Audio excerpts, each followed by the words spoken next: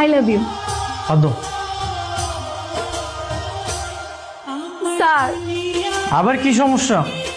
Sir আমি তো কালকে আসতে পারবো না, ওই যে আমার নানুর বোন মারা গেছে না, আমি সেখানেই যাব।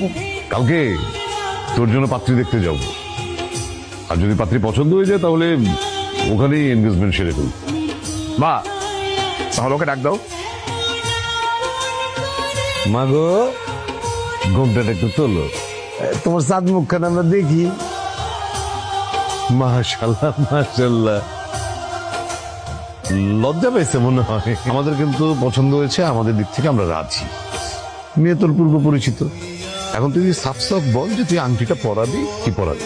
কি পড়ানোর আগে আমি একটু নীলার সাথে কথা বলতে চাই। হায় আল্লাহ আল্লাহ, এটা কি হইলো? শুভ স্যারের সাথে আমার বিয়েটা ঠিক হইলো?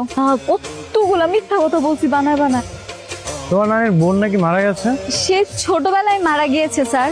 বিয়ের জন্য মিথ্যা কথা বলতে তোমার লজ্জা করলো না? লজ্জা করেছে বলি তো দৌড়ে ছাদে চলে আসলাম। আমার তোমাকে বিয়ে করতে কোনো আপত্তি নেই, তোমার কি আমাকে বিয়ে করতে আপত্তি আছে? না ভাইয়া, একদমই না। আমি তো মনে মনে ভাবছিলাম কার কার সাথে আমার বিয়ে ঠিক হবে, তাকে আমি ঠিকভাবে চিনতে পারবো কিনা, তার সাথে মানিয়ে নিতে পারবো কিনা। যখন দেখলাম আপনার মতো একটা হ্যান্ডসাম ছেলের সাথে আমার বিয়ে ঠিক হয়েছে, যাকে আমি আগে থেকেই চিনি, আমি তো অনেক খুশি হয়ে গেছি। আপনার মতো একটা ভালো মানুষের সাথে আমার বিয়ে হবে, সেটা ভেবেই আমার খুব ভালো লাগছে। কি সারা রাত তুই ঘুমাতে দিস না নাকি সারা রাত ফোনেই কথা বলেছিস? তারপর অফিসের কাজগুলো আমাকে একটু বুঝিয়ে দিলে তো পারেন, মাঝে মাঝে আমি আপনাকে হেল্প করলাম না হয়। এরপরে কি আমরা স্যার ডাকবো নাকি দুলা ভাই ডাকবো? স্যার ডাকবে না দুলাভাই ডাকবে সেটা বিয়ের পরে দেখা যাবে।